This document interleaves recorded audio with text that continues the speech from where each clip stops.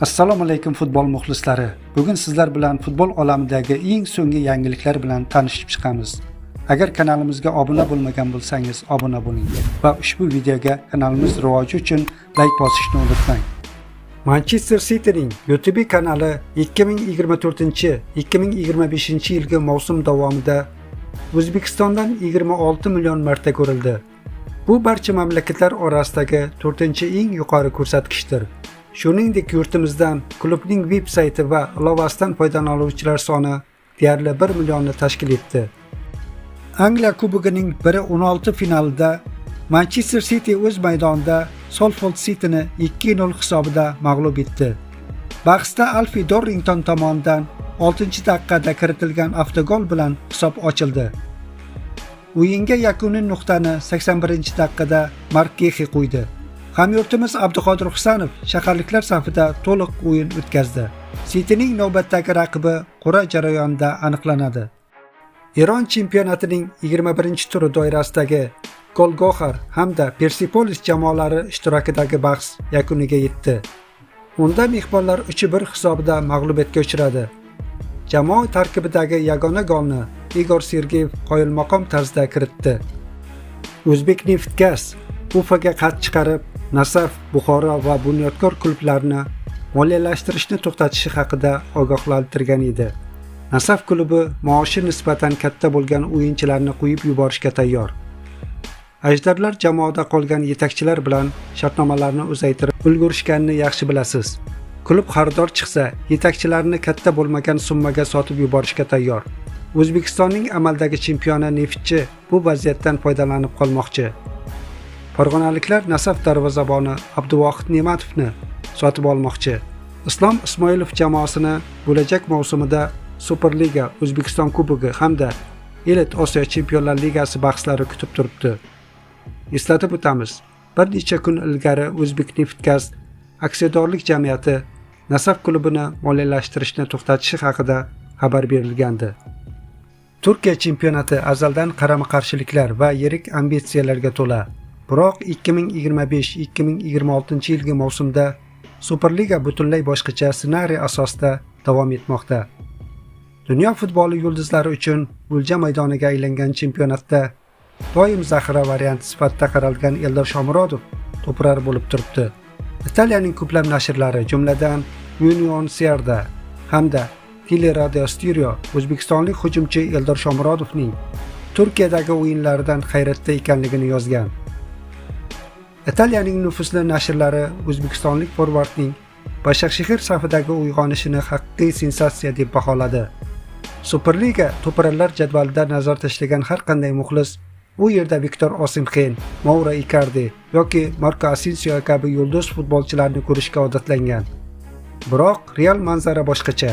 To'pirlar poygasining mutlaq peshqadami aynan Shomurodovdir.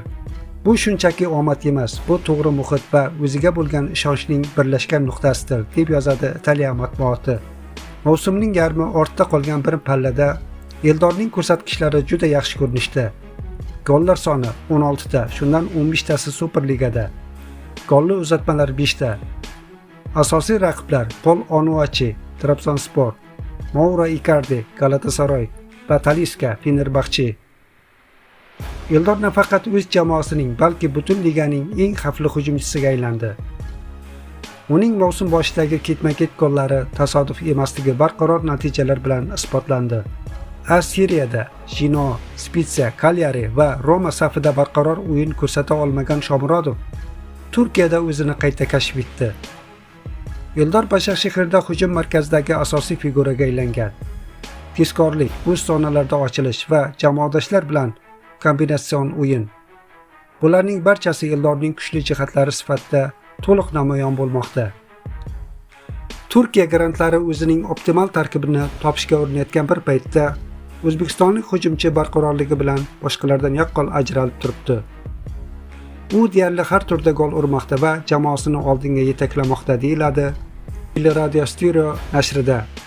Italiya matbuoti Eldorning Cagliaridagi o'tmishini ham yodga olmoqda.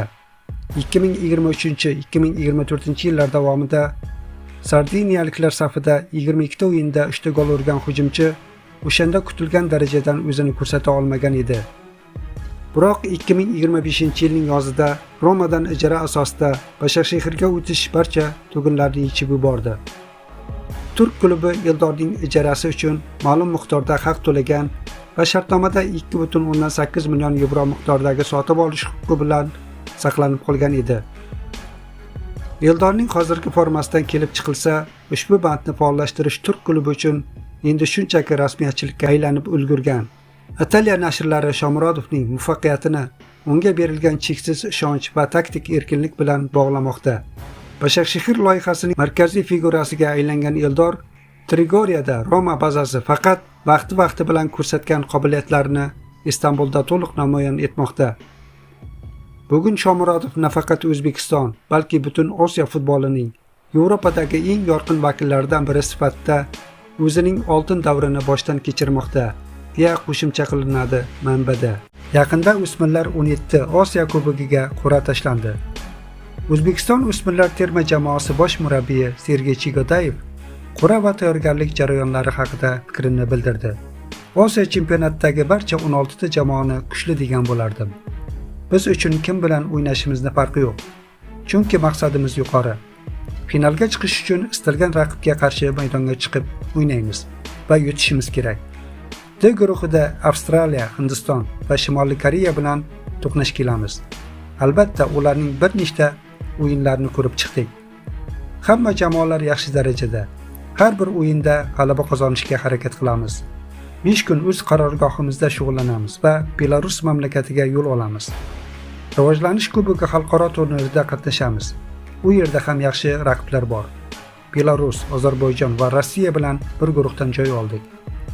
O'ylaymanki, Osiyo kubogiga yaxshi tayyorgarlik vazifasini o'tab beradi, dedi Sergey Chigodayev. Superliga birinchi tur o'yinlarining boshlanish vaqti ma'lum bo'ldi. 27-fevral kuni Superliga 2026 start oladi. Dastlabki tur bellashuvlari 3 kun davomida bo'lib o'tadi. UzPFL rasmiy saytida mazkur uchrashuvlarning boshlanish vaqtlari e'lon qilindi. Superliga 2026 birinchi tur 27-fevral kuni soat 18:45 da Andijon o'z maydonida Sug'diyonani qabul qiladi. Soat 19:00 da Paxtakor o'z maydonida Qizilqumni qabul qiladi. Soat 19:15 da esa Buxoro o'z maydonida Qo'qon 1912 ni qabul qiladi. 28-fevral kuni soat 18:45 da Neftchi o'z maydonida Mashalni qabul qiladi. Soat 19:00 da Lokomotiv o'z maydonida Surxonni qabul qiladi. Soat 19:15 da Dinamo o'z maydonida Navbahorda qabul qiladi. 1-mart soat 19:00 da Okimka o'z maydonida Bunyodkorni qabul qiladi. Soat 19:15 da Nasaf o'z maydonida esa Xorazmni qabul qiladi.